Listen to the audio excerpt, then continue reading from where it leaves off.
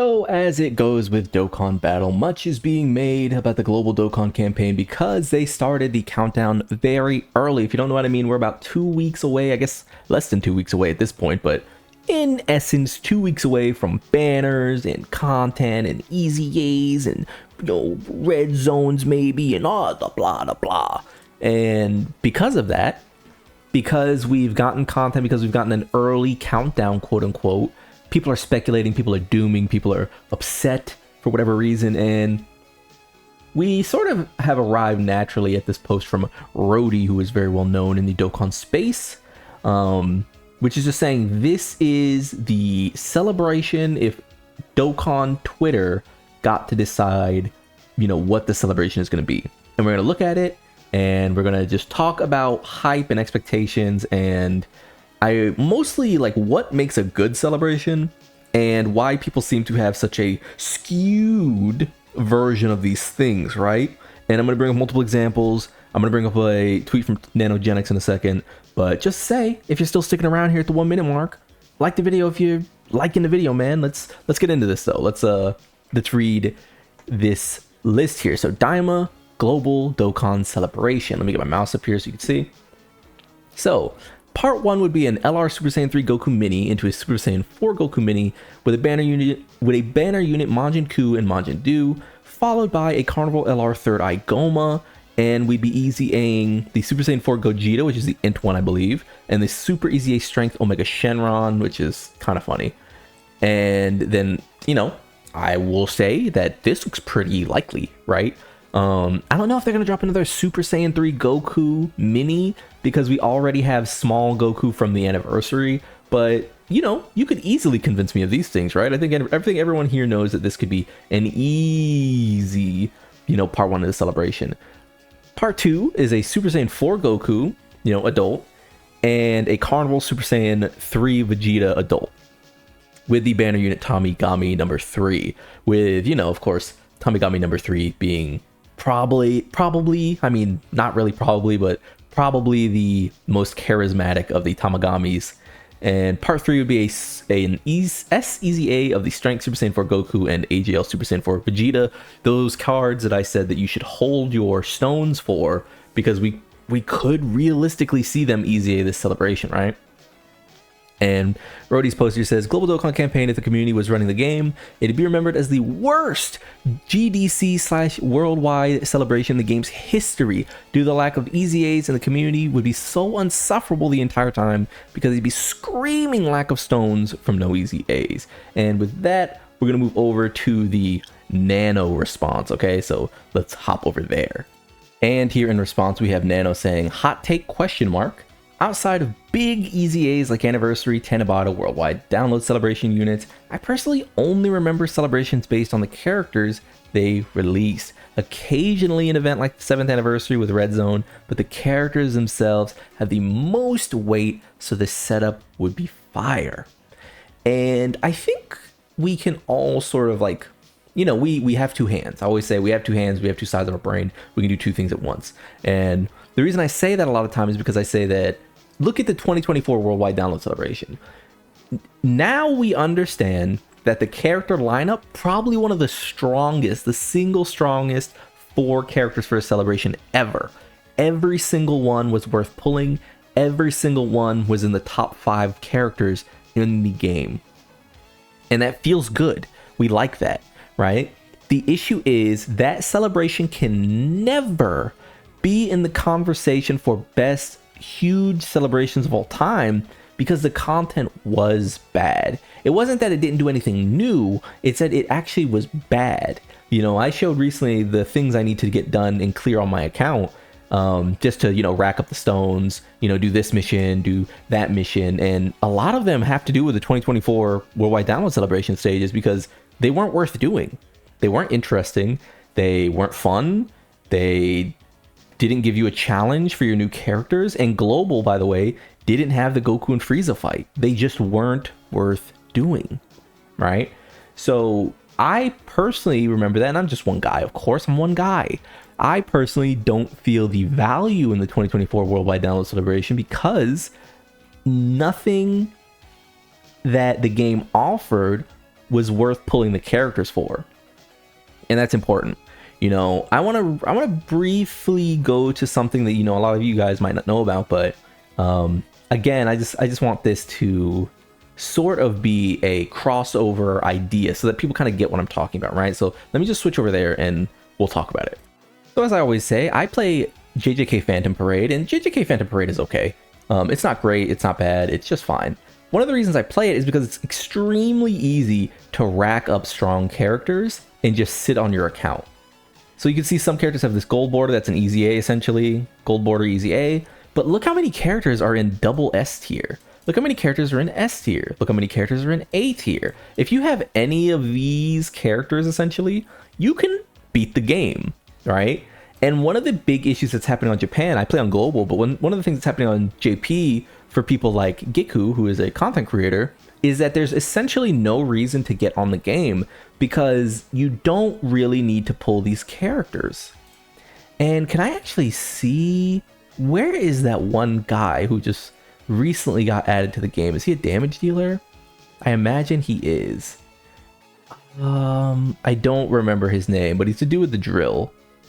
Yeah, he's just lost in my mind, but essentially he's from the Shibuya arc, and he's not worth pulling because he's not as good as these characters, and because the game uses this color system where you need to essentially have teams of colors. Once you have your team set, outside of slotting in one or two characters who might be different, you don't really need to pull on accessory colors, right? And the reason I bring that up as like a talking point for in regard to this is because when you don't drop things to use the characters on, I personally just say, why would I pull? Right?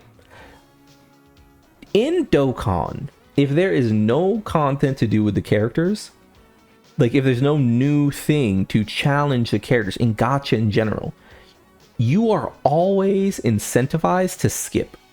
It doesn't matter if they're a Tanabata unit, if they're an anniversary unit, if they're a worldwide unit, if they're a New Year's unit. If there isn't a thing that those characters can punch, if there isn't a thing that those characters need to beat, then you are incentivized not to pull. The reason Anniversary is so exciting isn't just the characters. We know the characters are fun, but for Nano, he's just gonna go play Legends. You know what I mean? If you're someone who's playing Dokkan though, and it's not a PvP game, right? You need the events to hit. And that's something I'd see with Goresh, right? Goresh would talk about it, where it's like, Goresh would be like, oh, I don't really care, I'll use items, I'll do this, I'll do that. And it's like, well, Goresh still just goes back to Legends eventually, right? You know, not that he's not welcome in Dokkan or anything, but ultimately, you can just go back to Legends if you're Nano or Goresh, and you fight against people, which is easy content, because fighting against someone inherently adds variety, right? Even when it's Team Daima, you're just playing against Daima every single game, it's still variety because the players interacting with you adds another level of like intrigue for the viewer base, right? Or even for the player, right? Whereas it's why someone like me can play 10,000 hours of a fighting game. Easily I could do that, right? So what then happens is you need the content and the characters to align. There needs to be some harmony. So let's take, for example, another celebration from this year and then another celebration from last year. So one sec. So here we are. We're back in April, right? We're back in April and we're scrolling down. It's like, all right, new challenge event, seriously serious, all out battles. That's great. That's good content for free-to-plays and low spenders who need these tickets so they can pull characters, right? But it's not exactly a hard fight. Ultimate Clash, every single event, every single celebration gets one of these. New stages for Dragon Ball History. I mean, that's cool. You know, we always love stones. Stage 36 will be available soon for this Daima story. Not really content, but we'll take the stones. And then new missions added, which I will say, let's give Dokkan some credit. I always say, every single week they could add missions. The reason they don't is for monetary reasons. They don't want you having too many stones, but they could literally add missions every week if they really wanted to, right? They could do it every single week. Now let's compare that to the Golden Week from last year with an actual, real, difficult, different, varied red zone. Literally make the characters the same strength. make Hit and God Goku the same strength, like, you know, comparatively, the same strength as Super Saiyan 3 Goku and Fat Buu. Make them the same. And this is the better celebration, right? Because those two things need to meet in the middle. It cannot just be one, even though I do understand that, hey guys, guess what? If, you know, I'm not an idiot.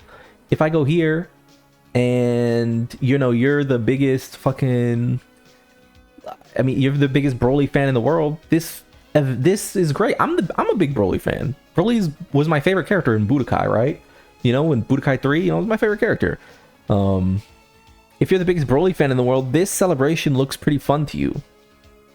But then, when you have to start peeling back the layer and comparing these celebrations to other celebrations, because, you know, comparison is a thief of joy and people love comparing things, this celebration can't stand up to us getting, you know, Omega Shenron. It can't stand up to us getting a really good Red Zone, right? So even though I actually think that, like, again, these 4 characters are the best 4 lineup we've ever gotten. Not in terms of character variety, but in terms of character power, all 4 of them were elite. Banner unit, elite. You know what I mean? Paragus, some ass. You know, that's fine though.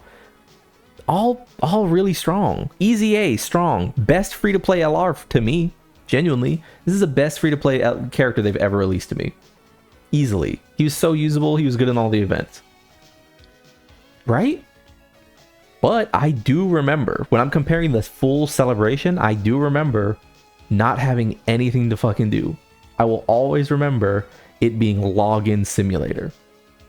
So yeah, I think this is just a little bit of, you know, mussing about, but all that to say is Dokkan's coming up on an exciting time, and if you made it this far, try not to get too in your head. Like, this is so unnecessary. Try not to get too in your head, but understand that when people talk about these celebrations, it is exciting for big easy A's to come, and it is exciting for the characters to align with what we want, but we still do need things to do on this game. I mean, is the single most talked about thing in this community Festival of Battles and that kick up, that like dust storm it caused? Probably. And Festival of Battles has nothing to do with the characters. Right? It has nothing to do, like, they didn't release a character for it, right? They released far less characters for Festival of Battles than they did for, you know, the recent golden or the recent red zones. They released way more red zone characters, right? So let's stop that. With all being said though, like you like the video, trying to go to the club, we all gonna make it, and peace.